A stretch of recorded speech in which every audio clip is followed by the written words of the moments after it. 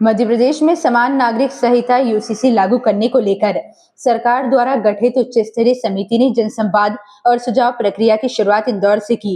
जाल सभागृह में आयोजित बैठक में जनप्रतिनिधियों, सामाजिक संगठनों और नागरिकों ने अपने विचार रखे।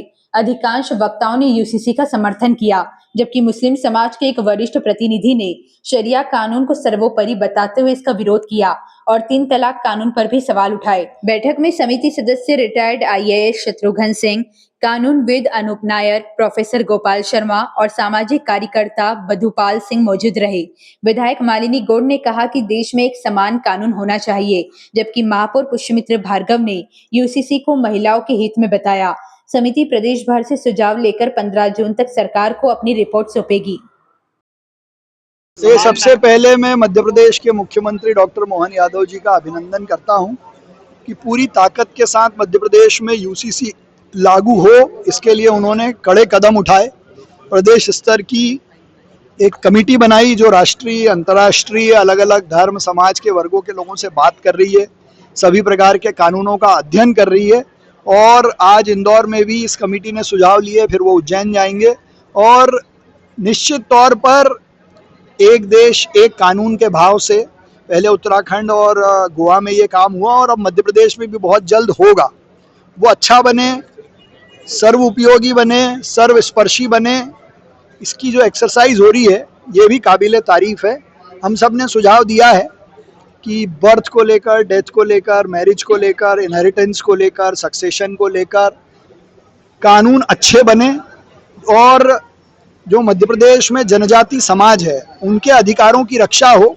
इसलिए संविधान प्रदत्त जो उनके अधिकार हैं उनको इससे अलग भी रखा जाए। बाकी महिला सशक्तिकरण के लिए, महिला एकता के लिए हर समाज की, मुस्लिम समाज की महिलाओं के अधिकारों की रक्षा हो, उसका भी ये कानून चिंता करे। ये कुछ विरोध के स्वर में आया है। ये मुस्लिम समाज ने कहा है कि हमारी तो शरीयत और कुरान से चीज़ें गवर्न होती हैं, लेकिन मेरा ऐसा मानना है कि भारत के संविधान में सेक्युलर व्यवस्था है। एक कानून सब पे लागू होगा तो मुझे लगता है सबका भला होगा। तो आज की सभा से ही इसका प्रारंभ हुआ। कल माननीय मुख्यमंत्री जी ने एक वेब पोर्टल को लॉन्च किया है जिसका ucc.mp.gov.in, इस पे लोगों के सुझाव आमंत्रित किए। तो 2 प्रकार के तरीकों से हम सुझाव आमंत्रित करते हैं। एक तो वेब पोर्टल पे कुछ प्रश्न भी खड़े किए गए हैं जिसका उत्तर मांगा गया है और फिर ये मौका दिया गया है कि आप अपनी बात संक्षेप में कह सकते हैं। एक तो वेब पोर्टल के माध्यम से हो गया।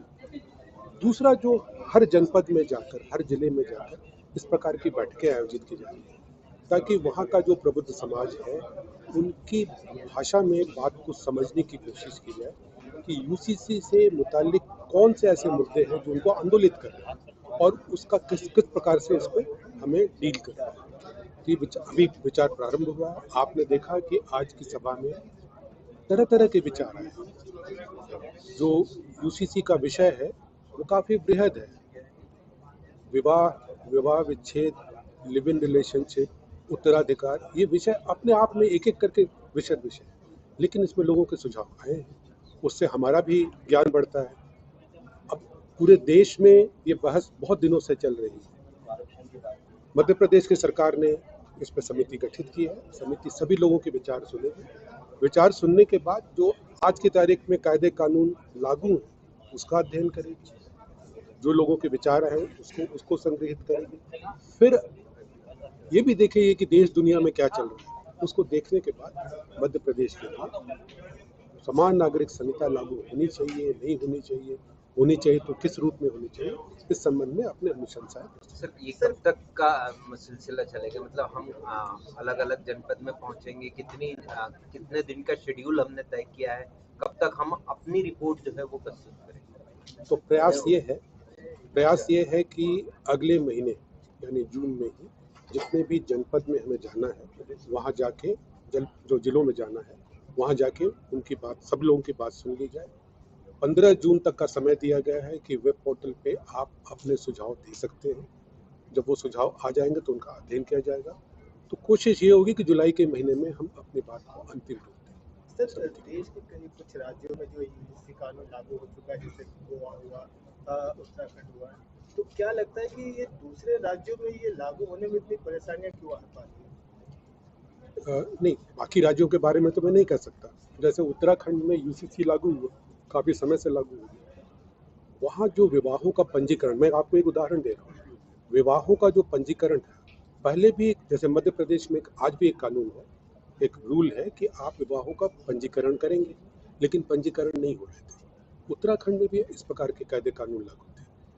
जब ये यूसीसी आया, पोर्टल पर सारी व्यवस्थाएं की गई, जैसा आज बोला जा रहा था कि आप पंजीकरण को सरलीकृत कीजिए, ताकि आधार बेस्ड कीजिए या ऐसा सरलीकृत कीजिए कोई भी आदमी विवाह का पंजीकरण आसानी से कर सके। वहाँ ये कोशिश की गई और मध्य प्रदेश में भी कोशिश की जाएगी कि ऐसा हो जाए कि सभी लोग खुद ब खुद आकर अपने विवाह का पंजीकरण करें। या मान लीजिए तय होता है कि अगर विवाह विच्छेद का भी, तलाक का भी पंजीकरण करना है, तो उसको भी इतना सरल कर दिया जाए कि पंजीकरण आसान। सर, क्या अपील करना चाहेंगे आम जन से कि पोर्टल का उपयोग सबसे ज्यादा, अभी जेन जी जनरेशन वो सबसे ज्यादा पोर्टल यूज करती है, तो आप अपील क्या करेंगे? तो मैं विशेष रूप से प्रदेश के युवाओं से अपील करूंगा कि ये जो विषय है वो आपको सबसे ज़्यादा आंदोलित करने वाला है, क्योंकि जब आप उम्र के इस मुकाम पे खड़े हैं कि इसमें जितने भी सब्जेक्ट हम लेने वाले हैं का असर सीधे सबसे जो कर रहे हैं, युवा बात कर रहे हैं, उस पर पड़ेगा। उनसे